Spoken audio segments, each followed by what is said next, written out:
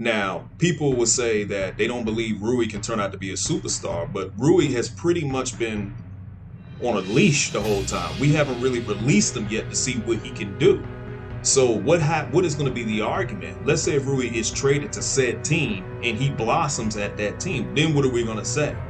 We're going to say, well, it couldn't happen here in Washington. Well, why couldn't it happen here in Washington? Because we didn't allow that to happen. So it doesn't really make sense to draft some of these guys if we're only going to just trade them away because we can't attract free agents. So we just got to get something to be good enough to send them away to bring a free agent, or should I say a player that's currently in a contract here.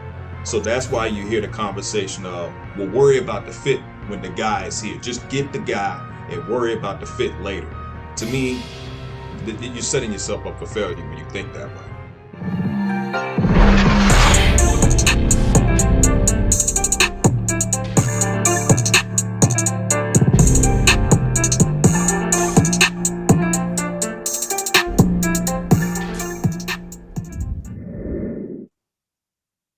What's going on, Wiz Nation?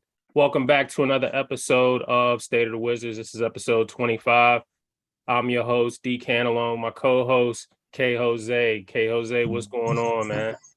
What's going on with you? How you doing this afternoon, my dude? I'm doing good, man.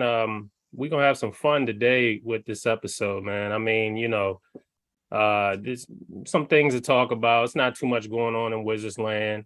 So we'll touch on a little bit of the Wizards today. We'll touch on the Mystics. I heard they, clinched their playoff berth yesterday, and then we'll touch on what the Nationals got going on with Juan Soto.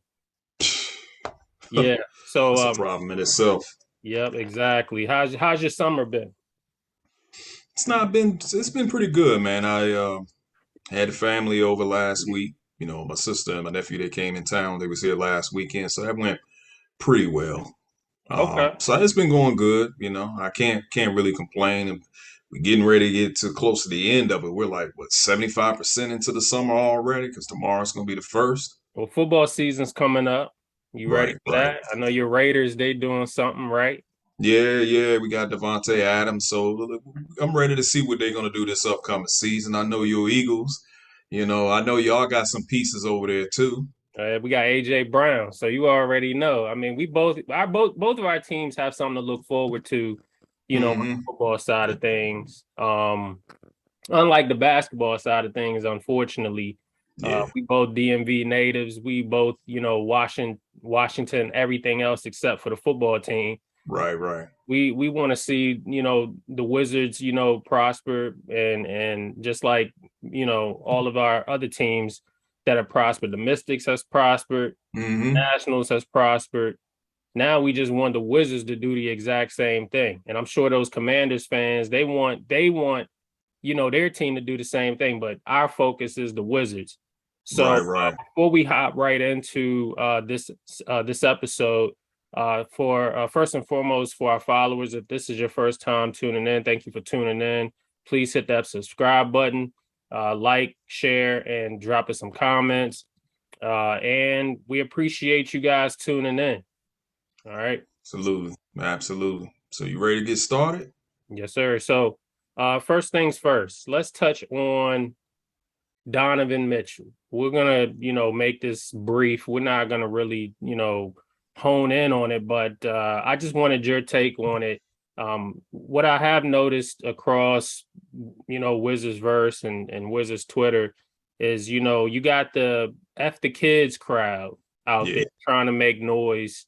And they're, talking about acquiring someone like Donovan Mitchell, KD, they're saying that, hey, it's okay to mortgage the future if you're talking about acquiring these types of individuals. You and I have already touched on it offline about Kevin Durant even being a realistic option. In your opinion, is Spider a realistic option for the Wizards? You want my honest answer? I mean, that's why we're here, my dude. All right, well, I'm going to have to answer it honestly. So I'm going to be blunt. Hell no. Fuck no. Shit no. It's not happening. Right. The New York Knicks have a better package than we do. what Wizards fans are purposely dismissing is that we would have to ask the New York Knicks to remove the protections on the pick that they've acquired from OKC, which was the pick that we sent away with John Wall. So, Wizards Twitter, why would the New York Knicks agree to remove protections on a pick to help us out to get Donovan Mitchell? And it's been reports out there from people outside of Washington that we don't really have a package to match what the New York Knicks have. And maybe the reason why the deal hasn't been executed is because maybe Utah probably wants the Knicks to remove the protections off of that pick. I think it's that pick that's holding up the deal as to why Donovan Mitchell is not a Knick. Because I think the Jazz would at least like the New York Knicks to remove those protections. So it's not going to be removing the protection so the Washington Wizards can get Donovan Mitchell. It's going to be removing the protection so that way the New York Knicks can get Donovan Mitchell. Right. Another thing too is the fit. People saying, "Well, you don't worry about the fit. You get the player here, you worry about the fit later." Well, wasn't you guys complaining about that last year when we had Spencer Dinwiddie? They couldn't fit, right? I was one of the first people to say that Bradley Beal and not Donovan Mitchell, but then that Spencer Dinwiddie can't play together. It was a bad fit. So you see that Donovan Mitchell and Bill are a bad fit because Donovan Mitchell is 6'1", Bradley Beal is 6'3". There's two undersized guards. Which one of those guys is going to play the one? We've already seen what Point Bill looks like, and it doesn't look good. So we're asking Donovan Mitchell to play it. Well, yeah, he can play it a little bit. How do you know that? So it's to me, it's wishful thinking. I get it. We can't get free agents here, so let's go out there and get a talent here. And let me ask you this, D. Cannon. You can answer this. Let's say Donovan Mitchell is a Washington Wizard. What seed do you think that a Mitchell Bill led team could possibly be in the East? With half the team missing? Yeah. I mean, because that's what you're going to need to do to acquire a Donovan Mitchell anyway. Well, just stick with what everybody else has been saying. Fuck the kids. That's what everybody's saying. So they're not worried about that. So if you gut out your roster, because I've even seen weirdos on Twitter say, well, as long as it doesn't cripple the roster, I like to see Donovan Mitchell in a Wizards jersey. Well, you Okay, have to cripple the roster. Like exactly. you're not talking about doing anything else but crippling the roster to acquire Donovan Mitchell. Everything else is irrelevant. Like you're gonna have to include Rui, Denny, probably Kispert, a couple of firsts in there. I mean, basically your entire future is in this trade. And so when we're talking about acquiring a guy that could probably make up for the lack of scoring or thereof from four different positions on this team, you still have to find four other positions to backfill in the short term. Meaning Agreed. you have to be able to find guys out there who's going to be able to fit in those roles and do those roles at a high level, because Donovan Mitchell plays at a high level, or it's just the Donovan Mitchell show. People are thinking that Bradley Beal and Donovan Mitchell would be this great combo, but I look at it that Donovan Mitchell played already with a defensive player of the year winner in Rudy Gobert, and he's played with shooters, and he's played with a veteran point guard and Mike Conley Jr. So coming along with Beal, that's not a total package. No, it's not an upgrade. You're missing the package. Like your package you just left. You sent that package off to acquire Donovan Mitchell when you're talking about four different positions, or maybe four different position players, role players who can still give you defense, rebounds, points here and there. People aren't valuing that from the young guys. So when they say fuck the kids, they're not factoring in that the kids still give you something. Right. So just because you're getting Donovan Mitchell scoring, what you're waving by to is all of the other things that the kids do give you that we're going to be missing, that we need with Donovan Mitchell. So you're sacrificing those things just to acquire points. And last time I checked, we've done that already. We've tried that already. and it didn't work. Even with Russell Westbrook and Bradley Beal, we gave you a max win total of 34 wins. Okay, and a Wow. competitive East. If it wasn't for the 72 game schedule, there could have been a possibility that this team, people saying we could have won more than 34 games. I don't think so. I don't think so. I think an 82 game season, the schedule's different. There's a lot more games in between. That was a condensed schedule. When you spread it out on an 82 game schedule, the team could have been way worse than 34 wins. I agree. I think also too is that we've seen a two guard backcourt. We traded the franchise player away for Westbrook, That we're trying to and make up for, by the way. which we are. And in a condensed season, we only won 34 games, and we only went to the playoffs due to a play-in format. Now, everybody knows if that play-in format never existed, we would have missed it. So, on paper, yes, it sounds good when you have Donovan Mitchell and Bradley Beal in the backcourt, but just look at Portland. You had Dame, CJ McCollum in the backcourt. Where is CJ at now? He's playing for the Pelicans. Why? Because it didn't work in Portland. So you can always look at other situations where you've seen that and it did not work. You Well, can't hold on. have two. What's Time that out. again? Time out. I don't mean to cut you off. My issue isn't Donovan Mitchell.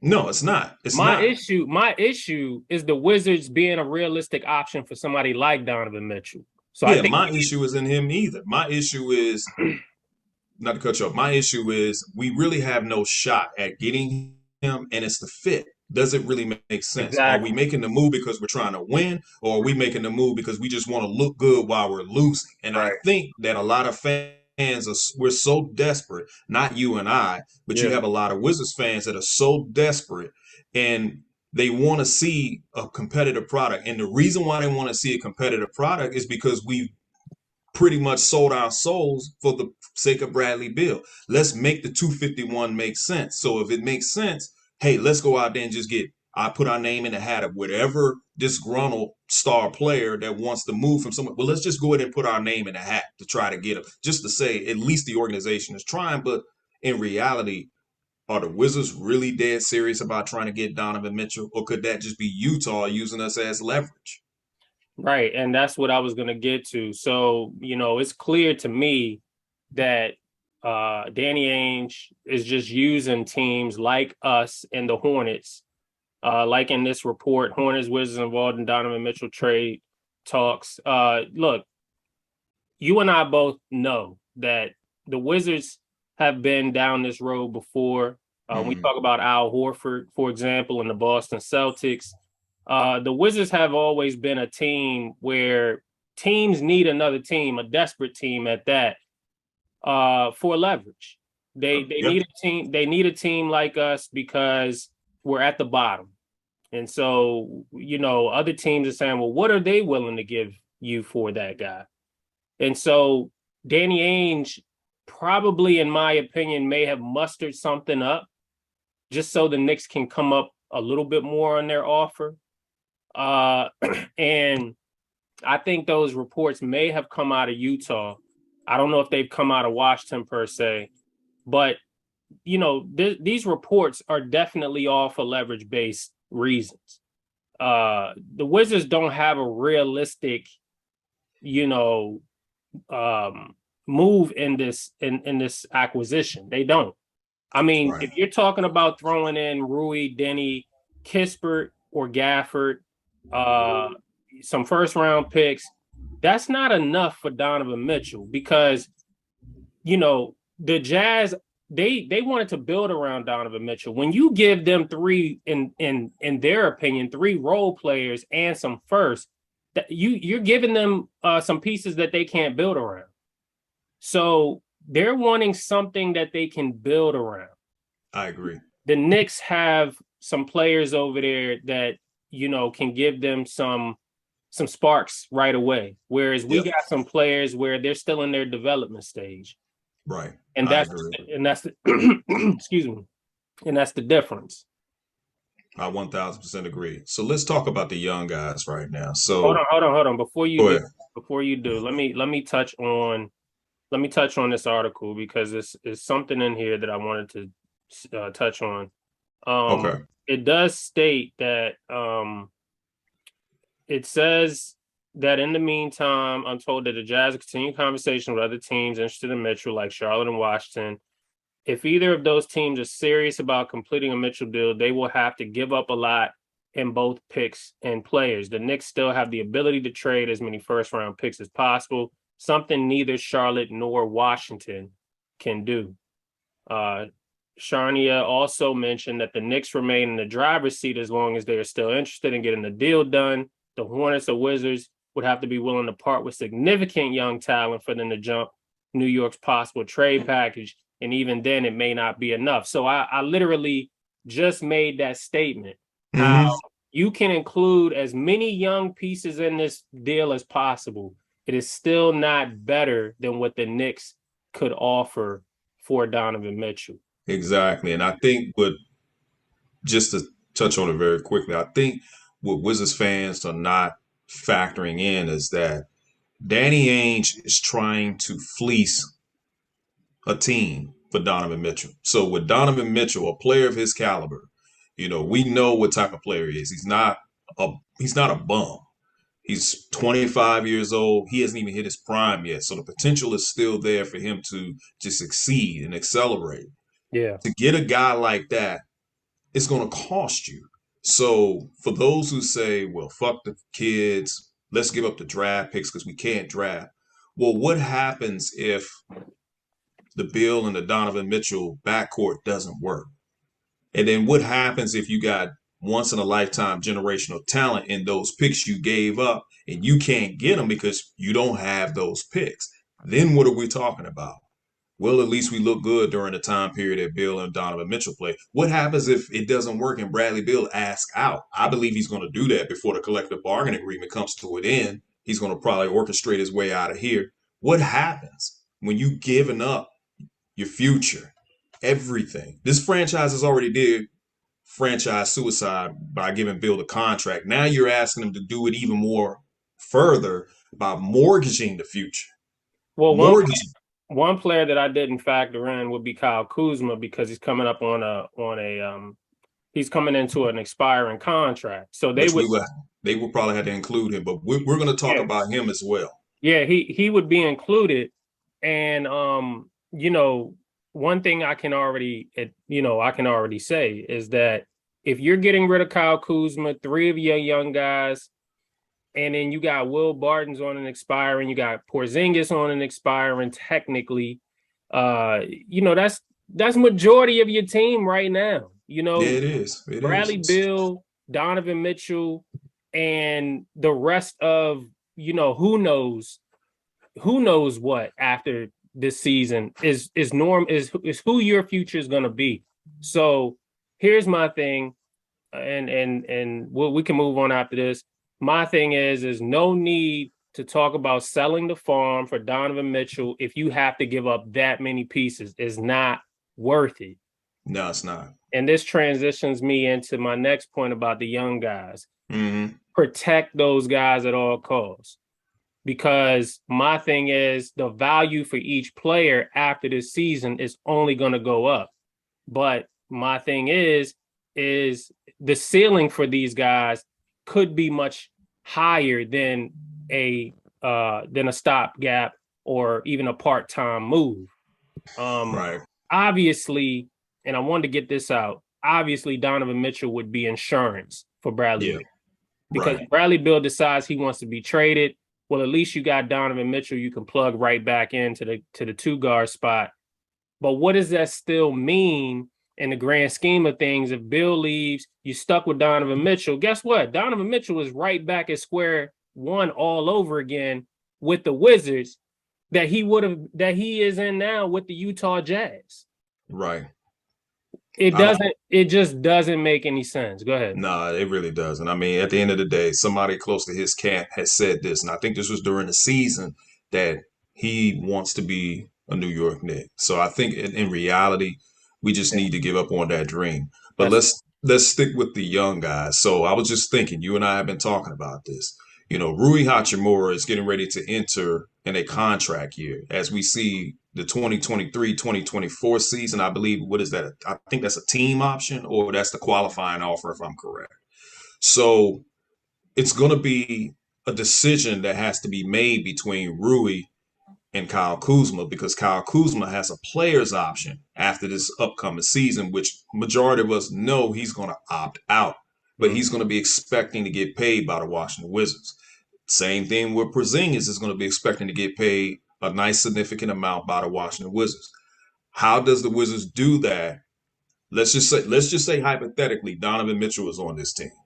Donovan Mitchell has what, 3, 4 more years left on his deal. He's not cheap, but will be in the Lux tax. So you're going to have to go deep into it to keep Porzingis, to keep Kuzma, because some people want those guys to stick around and they rather sacrifice Rui. Wouldn't it be a lot cheaper to To just keep keep Rui, to exactly keep deep, to keep Denny?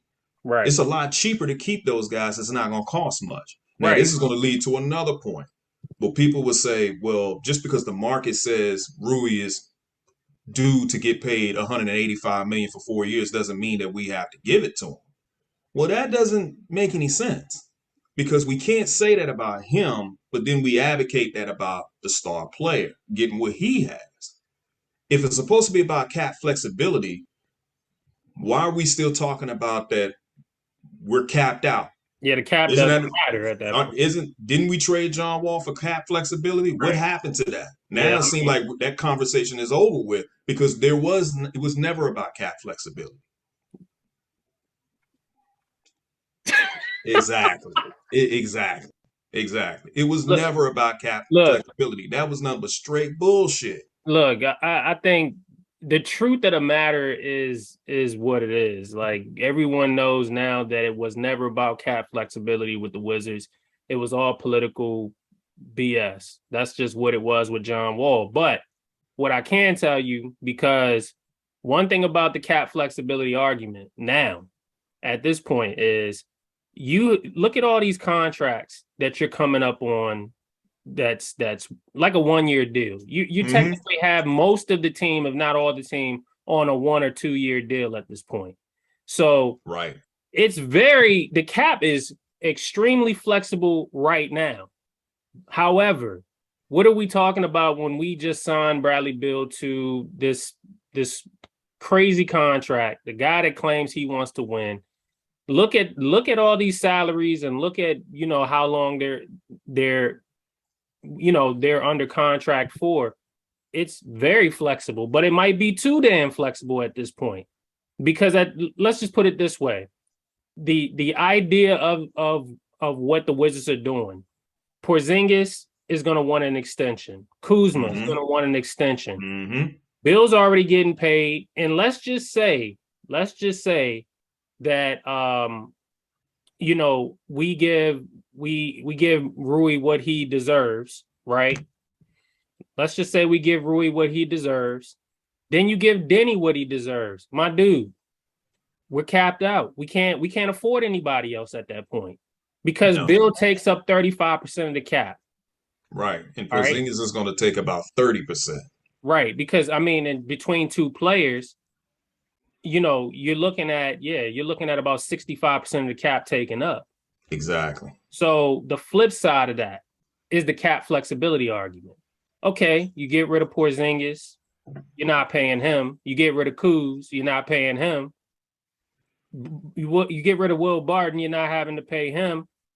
Rui Hachimura, you trade him, you don't have to worry about paying him. Denny, you trade him, you don't have to worry about paying him. Guess what? You don't have a roster. You don't have nobody. You literally, the cap flexibility at this point, it works in your favor, sure, but then you're going through a complete rebuild around Bradley Beal. That's not, as far as I'm concerned, that's not what Bradley Beal wanted. Well, I don't even know if I want to say rebuild. Pretty much what the franchise is doing, my dude, Or is not a full rebuild, but it's just a retool. a retool. Yeah. That's all it is. What the franchise is doing is they're consistently manufacturing the roster either every 6 months or every 12 months. They're constantly manufacturing the roster. Or if you want to think about Friday, what was Smokey doing to Big Worm when he took that $100? He Flip counted the money, then he flip it over like if he's counting more money. That's what the Wizards organization is doing. So all we're doing is we're going to trade these players for another set of players who probably on 1 or 2 year deals. And then when it's time for those guys to re-up, we just gonna send them away, bring in some more guys on the. We're just gonna keep doing this chasing our tail until they're hoping the organization is hoping until Bradley Beal comes to the end of his contract. But where is that getting us?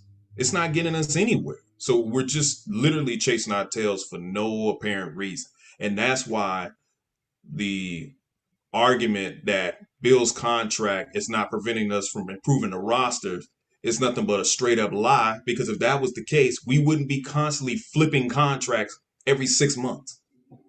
Well, you're right. The thing is we're going to be in a position anyway after this season to determine whether or not we're going to continue in the direction to build around Bill, with the currently constructed, or we're going to make the decision to move on past the young guys, in Yeah. my opinion. Yeah. And we're going to go in that direction because the contracts and the numbers have to make sense. And the way it's looking right now, it's looking like the Wizards are planning on going through another retool, to your point, a retool. Right. And like you said, every 6 to 12 months, we're turning over a new roster. So here's my question to you. Mm-hmm. What's the point of drafting in the lottery if your whole purpose was to flip these guys eventually 3 to 4 years into their careers? The purpose of drafting in the lottery is based off of what Tommy Shepard said about the players that we currently have drafted the last several years. You draft role players. You draft them. You don't build them up enough to the point to where they could possibly be superstars. You let them grow enough to the point they could be role players, so you can flip them for other role players. Now, somebody will say, well, how does that make sense? Well, the idea is to build around Bradley Beal, right?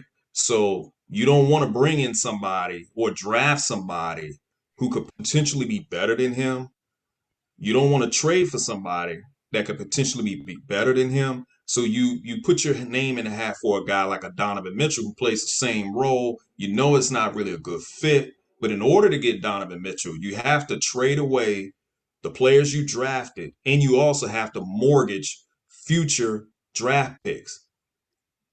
And it doesn't make sense because what's the Those kids? two players by themselves don't guarantee no championship. It don't guarantee no championship, but the idea is, well, at least those two players that we have, Bill and Donovan Mitchell, they give us more than what Johnny Davis is going to give us at his age. They give us more than what Rui is going to give us. They give us more than what Rui gives us. These guys are all, Donovan Mitchell is a seasoned vet. He's right where he needs to be. Now, people will say that they don't believe Rui can turn out to be a superstar, but Rui has pretty much been on a leash the whole time. We haven't really released him yet to see what he can do. So what is going to be the argument? Let's say if Rui is traded to said team and he blossoms at that team, then what are we going to say? We're going to say, well, it couldn't happen here in Washington. Well, why couldn't it happen here in Washington? Because we didn't allow that to happen. So it doesn't really make sense to draft some of these guys if we're only going to just trade them away because we can't attract free agents. So we just got to get something to be good enough to send them away to bring a free agent, or should I say a player that's currently in a contract here. So that's why you hear the conversation of, we'll worry about the fit when the guy is here. Just get the guy and worry about the fit later. To me, you're setting yourself up for failure when you think that way.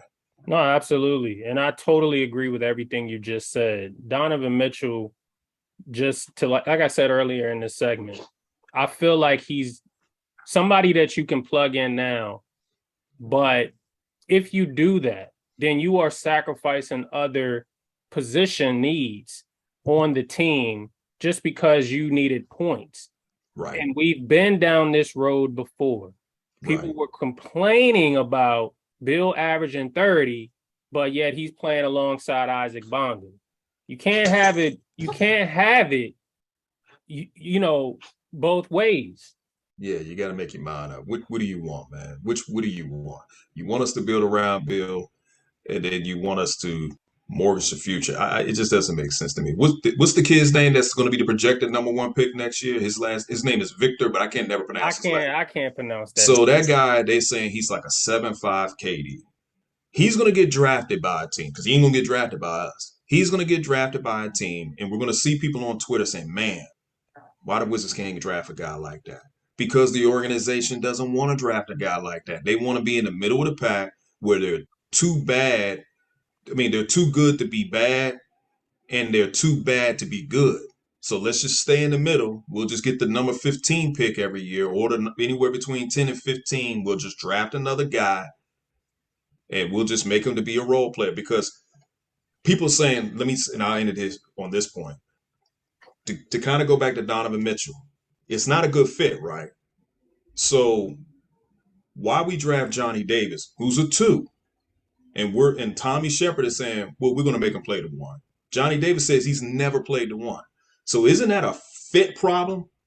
Yeah, So we drafted a guy who's a two guard, and we're going to try to make him be a one. And then we got Wizards fans say, well, let's go out there and get Donovan Mitchell, who's a two guard, knowing that it's not going to work. It's not a good fit, but we're saying trade for this guy. Worry about the fit later. So we're going to do it twice? We just drafted a guy that doesn't fit, and now we're going to try to trade for another guy that doesn't fit? Actually, it'll be the third time because Dinwiddie was the first guy. exactly. I was about to bring that up. Well, that's what the Wizards do. And if you look at it, Denny's kind of playing outside of himself or outside of his natural self. Rui's playing outside of his natural self. And that's what the Wizards have always been known for. And I'm gonna end it on this one because the first half of this segment is coming to an end. Gotcha. But here's what I'm gonna say, and then we'll move on to Juan Soto and the Mystics afterwards in the next segment. My thing is bottom line is we're not against Donovan Mitchell, but we are against the team acquiring a guy who, in my opinion, it's too much of a sacrifice to get somebody like him.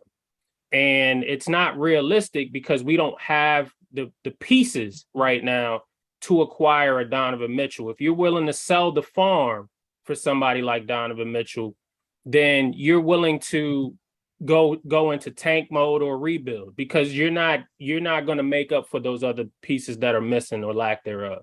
So bottom line is we don't have a problem with Donovan Mitchell. We just have a problem with the fact that the Wizards aren't in no position to acquire a Donovan Mitchell because we just lack the value as a franchise right now. And so that's gonna end this segment. But stay tuned to part 2, and we're gonna cover the Nationals, Juan Soto, and the Mystics. Stay right there.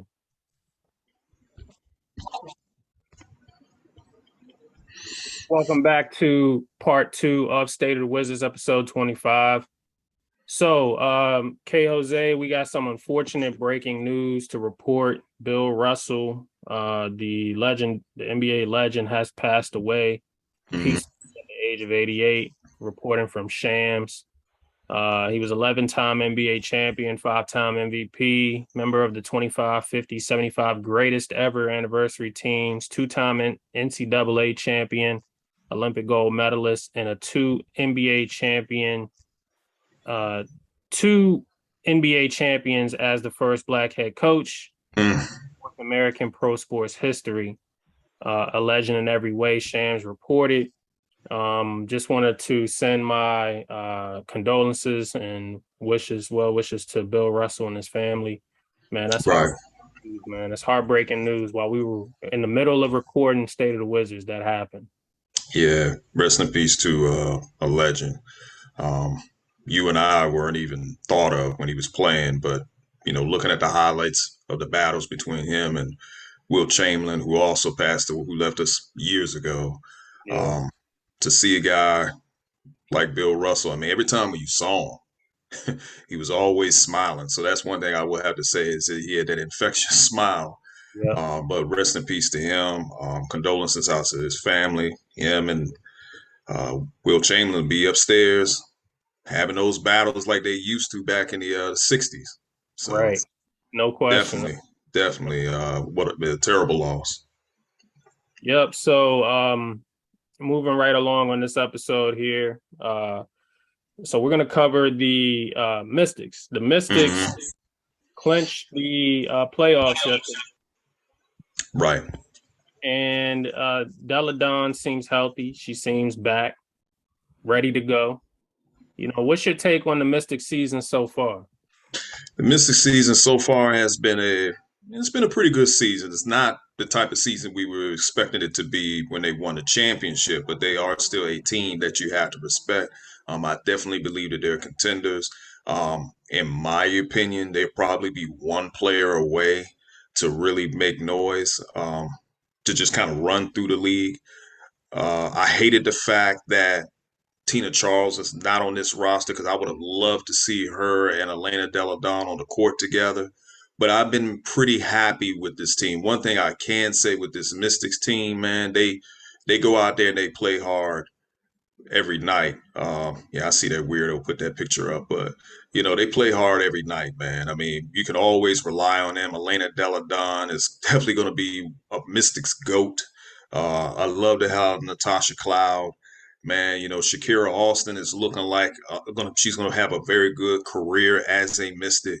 So I'm expecting them to go into the playoffs and make noise. I mean, I really think that, the sky's the limit for this roster. And they just continue to be consistent every season. Even if they have a down season and they don't make the playoffs, the very next season, they right back into the thick of things.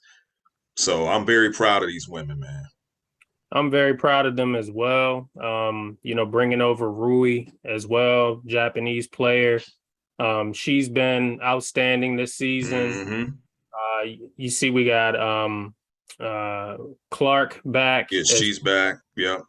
and Hawkins is back this year. Natasha Hmm. Cloud playing at one of the highest levels in her career. Deladon healthy.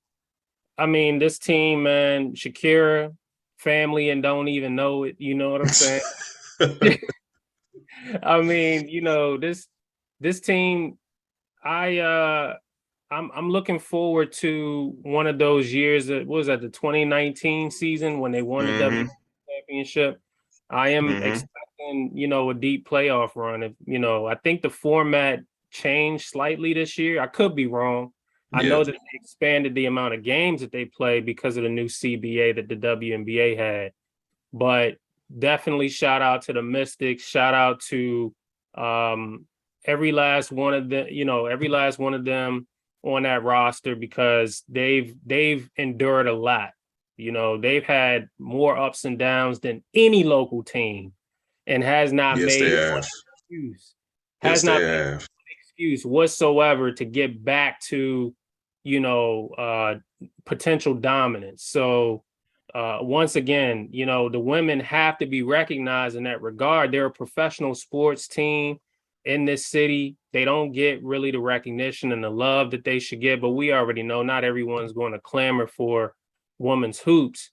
But just the fact that Ted Leonsis has a sister organization to the Washington Wizards that don't make excuses and they practice in the same practice facility and they're much more successful than the Wizards than the brothers should tell everyone something about the fact that you know Ted knows how to push the right buttons when he needs to. He just hasn't done it yet for the Wizards. Well, you got to factor in, the Mystics head coach is an outsider for one. He's not somebody that was homegrown. Like Wes Unseld Jr. is homegrown. Okay. He was part of the organization during the Gilbert Arenas era, the beginning of the John Wall era. Wes Unseld Jr. was here. Tommy Shepard has been here the same amount of time as Ernie Grunfeld, so he's homegrown also.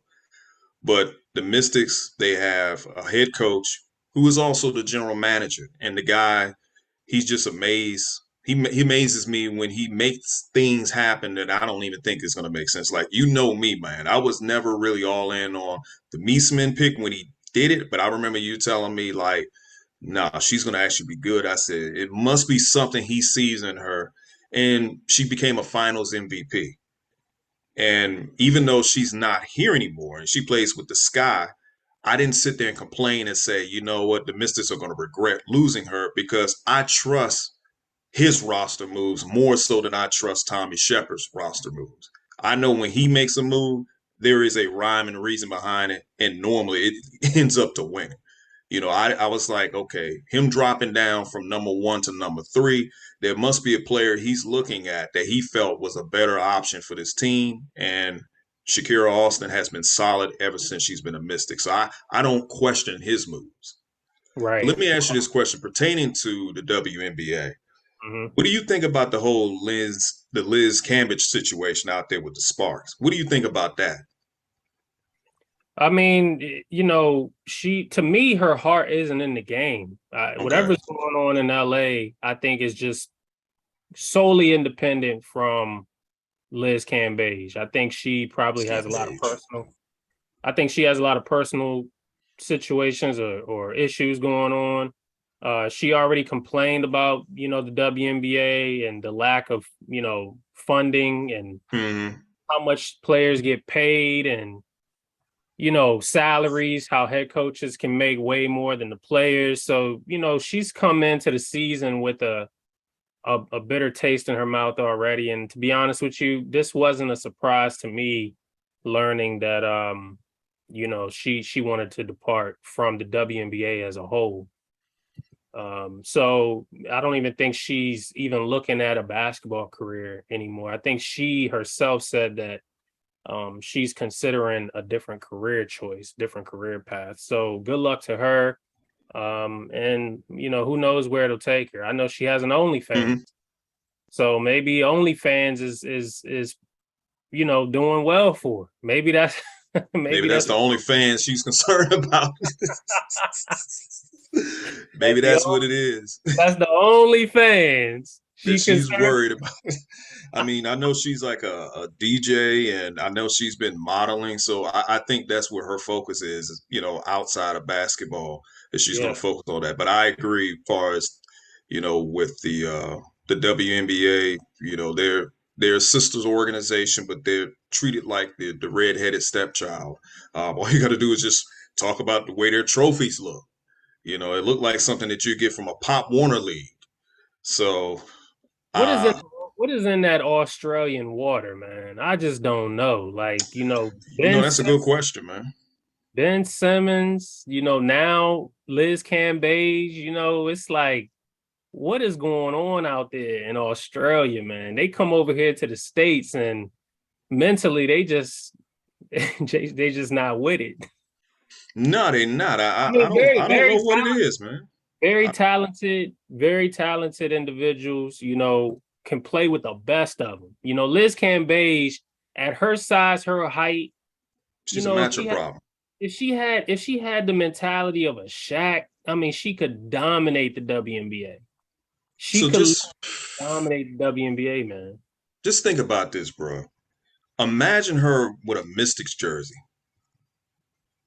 and you didn't have to give up Elena Deladon or Natasha Cloud, and let's say Shakira Austin.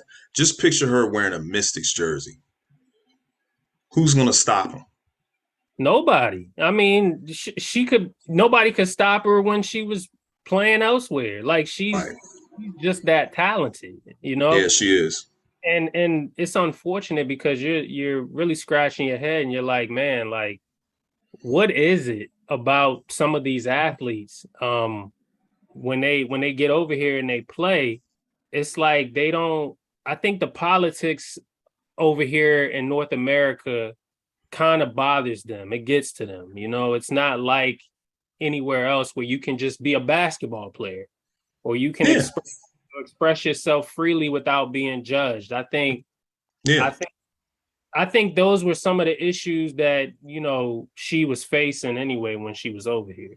And when you say about what's going on in the Australian war, I guess you might as well throw Kyrie in there, because Kyrie was born in Australia. Wow, So I totally forgot about that. he was born in Australia, and look at the kind of season he had, and with the whole vaccine situation. So you might be on to something about some of these players that have an issue with a lot of the politics that goes on in North America, especially when you have some of these international players that come over and then they get into the American politics. All you have to do is just talk about what does he call himself now? Well, in his cancer, but he calls himself, what is it? Freedom. What is it? What does he call himself now? He changed his name. But even with him, a lot of politics, a lot of that has to do with his homeland. But Mhm. even still, some of the politics that goes on in sports, but it also goes on outside of sports, becomes an issue for some of these players. Because at the end of the day, these athletes are humans, Yeah. and we just get caught up into what we just want you to shut up and just entertain us. But no, they're humans that also have opinions, and they have feelings on certain things. And I think we just overlook that a lot. And shout out to our Australian followers, man. We see y'all. Shout out to the Absolutely. Australian State of the Wizard supporters, man. We really appreciate you guys. And thank you for constantly showing us some love, man, in the comments section or even just, on Twitter. We really appreciate you guys. Definitely, definitely. Shout out to you guys. Shout out to our British followers as well, our UK followers. We see y'all. Trust me, we see y'all, man. Cheers to you, old chap. We we we see you guys more than we see the guys here. Right here in our backyard here in DC or Maryland. We see you Yeah, guys more than we see them. So shout out to absolutely. Now uh, let's talk about this true big elephant in the room, and that is the Juan Soto situation with the Nationals, man. yeah, I mean, So what you got for me, man? What you got for me on Juan Soto? so we have multiple reports. First of all, he wasn't chartered on a plane by the organization. He was late for the home run derby. The Braves had to be the ones to fly him there. We he wants to be here.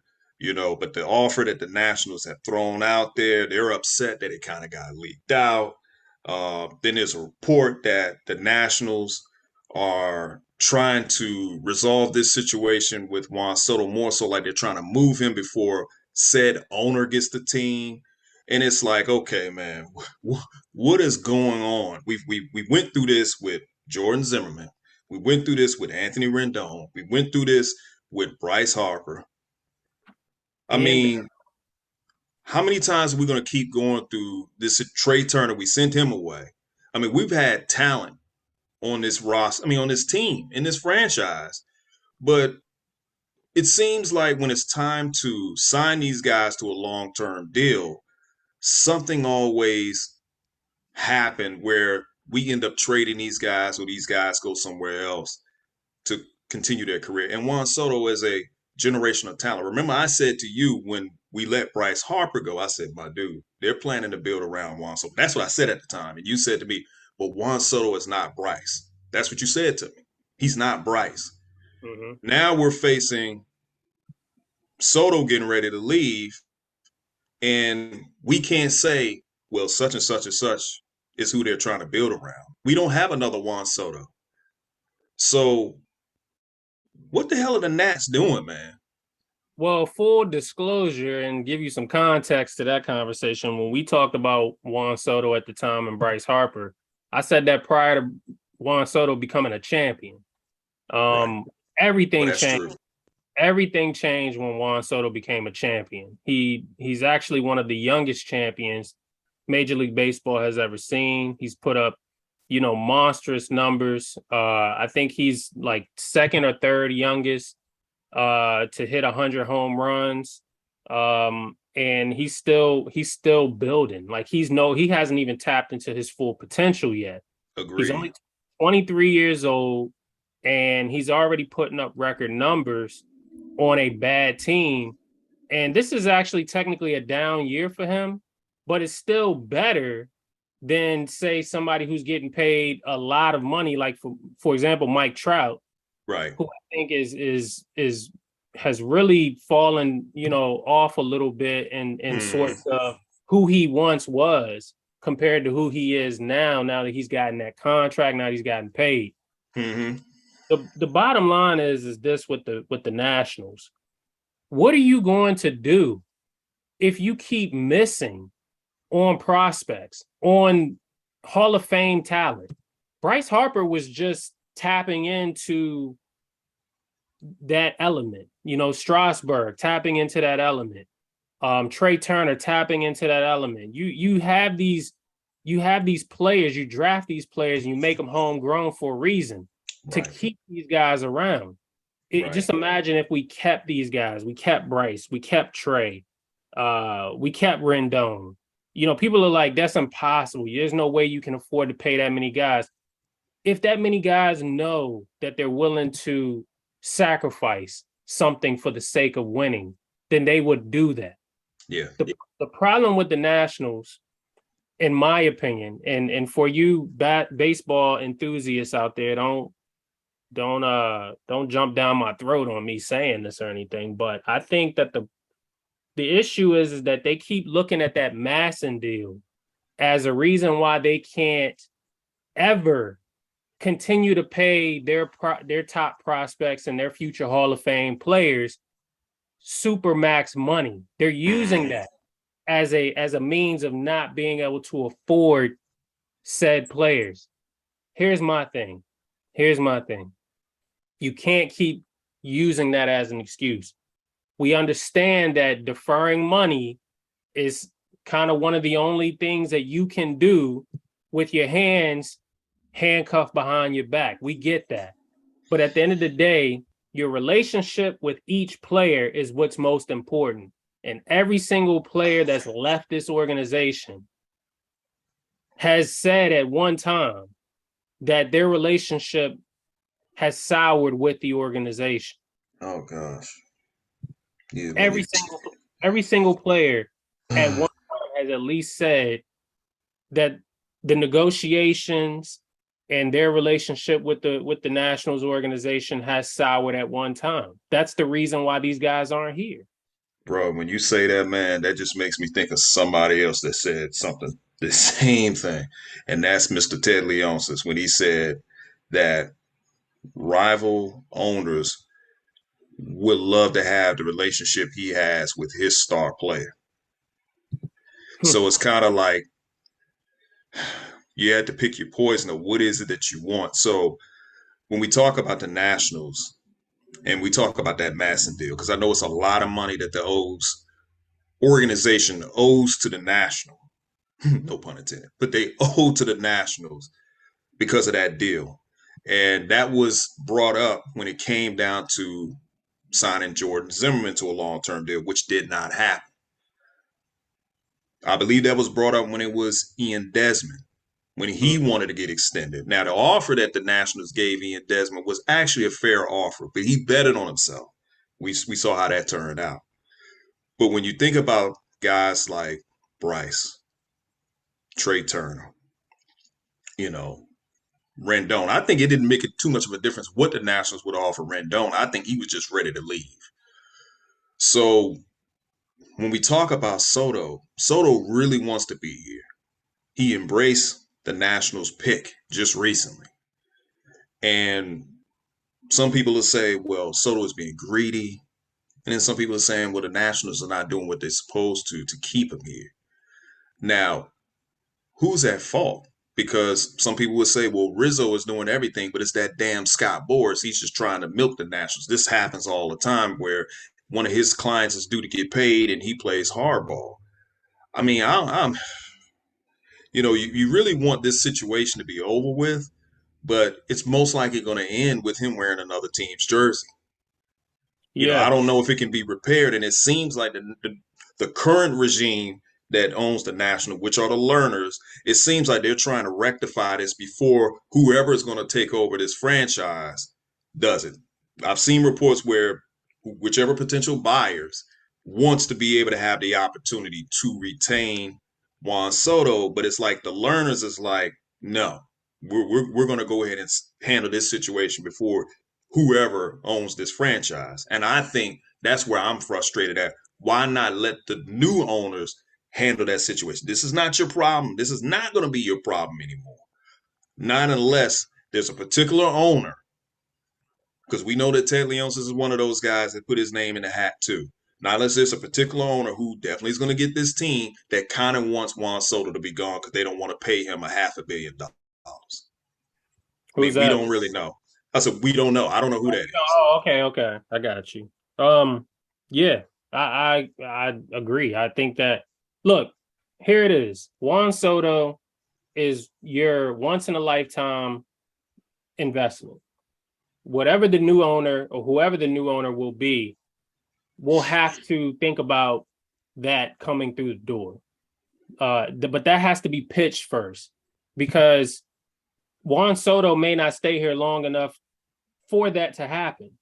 So the ownership group now, in my opinion, has to your point, come to this conclusion that look, it's not Juan Soto is not going to be our responsibility anymore because we're selling the team anyway. So if you ask me, give him the blank check. Give him the blank check because he's worth the blank check. Any owner is going to be willing to buy the Nationals regardless of what they have to pay Juan Soto because they know Juan Soto is valuable on the market. Right. Here, let's read this. The haul should and likely will be eye-popping to baseball insiders. Here's why. Soto agent Scott Boras has suggested Soto's surplus value could be $500 million as he calculates there are 11 elite years to go and his expected WAR could be worth up to 80 million to 90 million per year, his value at close to $1 billion. It's worth taking another look at the hopefuls. Look, that's a selling point in itself. If you want to own the Nationals, you get Juan Soto. If you want to own, like, to me, it's a perfect match when you talk about you trying to sell the Nationals because you could use Juan Soto's value as a means of why your team and your franchise could recoup that money on the back end. I agree. So why aren't the learners saying, here, Juan, here's a blank check for whatever amount of money you feel you're worth? I won't have to worry about this problem in the next 2 to 3 years anyway. You know, and here's my thing. We don't know how much the learners have left in this world. You know, I don't wish that on nobody, you know. Hopefully they're in good health. But let's call it what it is. Life eventually just goes on and people do eventually, you know, pass and then the organization gets handed down to the kids and all of that. If they don't want to have anything to do with it, cool. Juan Soto is not in their hair on this issue. This is not anything they'd have to worry about. Let's just say if the learners are having a hard time selling, I'm just making the point that if the learners have a hard time selling the team, and then the kids, for whatever reason, is responsible for the team at that point, Juan Soto was not their problem. Let's put it that way. Juan Soto is not their issue. If they don't know how to run the baseball organizations, Juan Soto will help you sell the team. Right. So I agree with you on that one. So you don't have to know nothing about baseball. Just know that this player is going to bring in billions of dollars for your organization. All you need to know. So let me piggyback off what you said. So let's go back to the Wizards when Abe Pollin passed away. You know, when he passed away, you had the whole Gilbert Gunn situation that occurred. Then Irene Pollin decides to go ahead and sell the organization. So, of course, the Wizards go through a whole fire sale. They get rid of all these bad contracts. They sell the team over to Ted Leonsis, who now is on the team. Now, how does it correlate to what's going on with the Nationals? I believe, in my opinion, this is just my opinion, that the learners, the wife, and the kids, specifically the kids, don't want to handle the Nationals. First of all, they're in debt. We know that the family is in debt. Um, some years ago, I didn't know this, but they had actually owned Landover Mall. You know, that had been closed for about 20 years. And then, of course, they sold the land that they used to own where Landover Mall was to Dan Snyder, who uses it for parking for his Commander games. I'm thinking that there is a potential buyer out there. They may have an eye set on who they want to own this franchise, Mm-hmm. but that particular buyer may have it in the mind of, let's say the number for purchasing the Nationals is, just for the hell of it, let's just say it's $3 billion. And that's with Juan Soto not being on the roster. But let's say if Juan Soto is retained, then the price goes down to like maybe $2 billion. It's just a difference of $1 billion. Just the difference. Just the difference of $1 billion. But I had to talk like if I have $1 billion, like I'm a multi-billionaire, because $1 billion is a lot of money either way. Right. But to them, they're looking at it like, well, 3 billion sounds a lot better than 2 billion.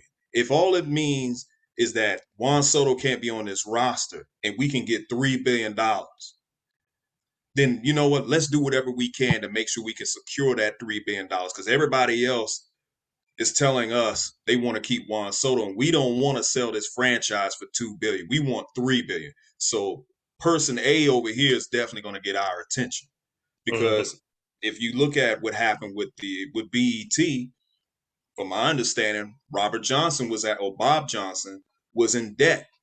He Yeah. sold BET to Viacom for like, I think, 3 billion. He gave, I think, half of like $1.5 billion to Sheila Johnson. He had kept his money, but from my understanding, he was in debt, so that kind of took care of his debt, and he was able to ride off and do whatever. And he tried some other businesses and it didn't plan out the way he wanted it to, but you know, he managed to keep his money. But with the learners, they may be in that same situation where they may have a certain amount of money in debt that they need to pay off, and that 3 billion is going to help them pay that debt off, and they may be able to walk away with maybe about 2.5, maybe 2 billion. So they say, okay, well, we're good now, because mama is like in her 90s too. So the kids are looking at it like, well, we got to have generational wealth, because mom and dad ain't going to be here forever. And we Right. got to make sure that our kids and the grandkids and the great great, that they all set. So I'm thinking, in my opinion, that the learners are trying to move Juan Soto because there's a particular number for this organization that they have in mind, and they want it. I mean, I'm like, if you do have a particular number in mind and it doesn't meet that number, are you still not well off? Like, are you still struggling to, meet something even close? Like, I mean, let's say Ted Leonsis is interested in the Nationals. Uh-huh. Let's just throw that hypothetical out there. Okay. Let's say he's the owner, and the number that they want is $3 billion. Mm-hmm. Ted comes to them and says, "Well, unfortunately, I can't give you $3 billion, but I'm willing to give you at least 1.5. We'll find other ways to get you at least 2. Mm-hmm. Is that not enough? Is that not enough? And then when you look at Ted Leonsis should be a trusted ownership partner, because he's Mm-hmm. right there in your backyard. I guess, my thing is that too much? Is it too much to ask on $2 billion or less? Or is it Maybe. or is it not enough? Or is it not enough to ask? I think is what I'm asking. You know It what I may. mean? It may not be. I mean, because when you look at Ted, Like, and I why need to does the cut. number why does the number have to exceed a certain amount of billion if the value of the team is, say, $3 billion? Like, why does it have to meet the value if you're already getting 1.5 billion or $2 billion? I mean, I don't know. I guess it all depends. What if you are What if you're $1 billion in debt? Hmm. Mm, yeah, I see mean, that is important. That is I will yeah, that's a good I point. mean, think about that. What if you are $1 billion in debt? You're looking Right. at it like $2 billion from this guy. We got $1 billion to live off of. Now that's still a lot of money, but depending on how many ways you splitting that, I mean, so for them, for this family, I'm just saying, I'm just only speculating. I'm just going to say that there's a particular amount of debt that they're in, and Yeah, they they want to be able to pay that debt, but they yeah. still want to have that additional cushion where they can ride off into the sunset and not have to worry. And it probably may be Juan Soto getting a $500 million contract could be the potential reason why they don't do it. Because let's say if Ted Leonsis is the guy that's going to buy the franchise, I'm pretty sure Ted Leonsis don't want to have to deal with $500 million of a player. He's already dealing with now. I know you giving me that look, but think about it. He's satisfied just with one guy getting 251. Do you think he really wants Juan Soto making a? I don't even think Ted has the capital like that to even own another Let franchise. me say this though. Ted is a smart dude. Like I give him all his credit when it comes down to the business side of things. He's smart as hell when it comes down to the business side of things. When it comes to basketball, yeah, he's a little illiterate. But when it comes down to the numbers and what an investment looks like, oh man, the man is just brilliant when it comes down to business. I think personally, let's just say, and I'll put it out there just like this. Juan Soto's your guy. Mm-hmm. He is literally your guy. That means he's your guy over Bill. He's your guy over anybody else in this city, even Ovechkin. I think Mm-hmm. he's your guy. That's your Of bread and course, butter. I That's your bread. agree. So if you are going all in on buying the Nationals, you have to go all in on Juan Soto. You have to go all in on the idea of Juan Soto and how much money you could profit off of somebody like Juan Soto. I agree. But my thing is this: let's say if Ted Leonsis did purchase the Nationals, and let's say Juan Soto is here, which between him and Bill, who should get the attention of making sure that they win a championship? Who do Who you should turn your attention? Who do you focus your attention on to make sure that they win that chip? You have a better chance of possibly doing that with Juan Soto than you do with said Bradley Bill. But will Ted Leonsis put that attention to Juan Soto? Because think about it, Juan Soto's 23 years old, Bill is 29, he'll be 30 next year. Ted might focus on Bill and say, your clock is ticking. I need to give you that time. Juan Soto, you 23, you got enough time. You've already won your championship. So I had to put you on the back burner because this other guy that I paid all this money to, I don't want to fail him and I don't want him to get disgruntled and ask out because I owe it to him. It's promises that I've made to him. In reality, all in all, I don't want Ted to own the team because I already know how the way it's going to turn out if he owns the team. He can't seem to focus. He's probably won't be able to find the right people to run the franchise. Yeah, you But need all minds in that sport, in my you need a opinion. baseball mind in that sport, and I don't trust them enough to that. But I do feel that the learners have a potential buyer. But the question is, does that potential buyer want Juan Soto on the team, or does that potential buyer want him off the team so the learners can get the money that they're looking for? Because what is the number? We don't know. How You much don't know, debt are the learners in? We don't know. right? And if bottom line is whether or not they'd be willing to take less than what the number is, and I think that's kind of what it boils down to. And we don't Exactly. make that kind of money. This is well beyond our level of expertise. It's way outside of our box. We don't even make we don't even make less than a percent of what they talking about. You know what I'm saying? Exactly. Exactly. So Right. anyway, we about to wrap this episode up in its totality. Any final thoughts? We got about a minute left. Any final thoughts? So the only final thoughts, and I'll make it brief, man. We see a lot of you weirdos on Wizards Twitter, man, saying some of the stuff y'all be saying. But at the end of the day, man, I don't think that we should be happy that we are talked about and a dance that we're not invited to. Just because we signed Bradley Beal to this long-term deal does not mean that we need to entertain every disgruntled star player trade. It's not going to happen. We don't have the assets, and you guys don't feel confident in the young guys either because you trash them so much, but then you think they're good enough to bring in a star player like a Donovan Mitchell. He's going to the Knicks. Accept that. The Knicks have to agree to remove the protections on that pick. And they're not going to do that to help us bring Donovan Mitchell here. That's just stupid talk. Right. And I agree. I want to thank you guys for tuning in to this episode of State of the Wizards. And once again, subscribe, like, share, comment, and continue to show us some love. Enjoy the rest of you guys' summer. We'll be back with you guys soon on the next episode. Have a good night.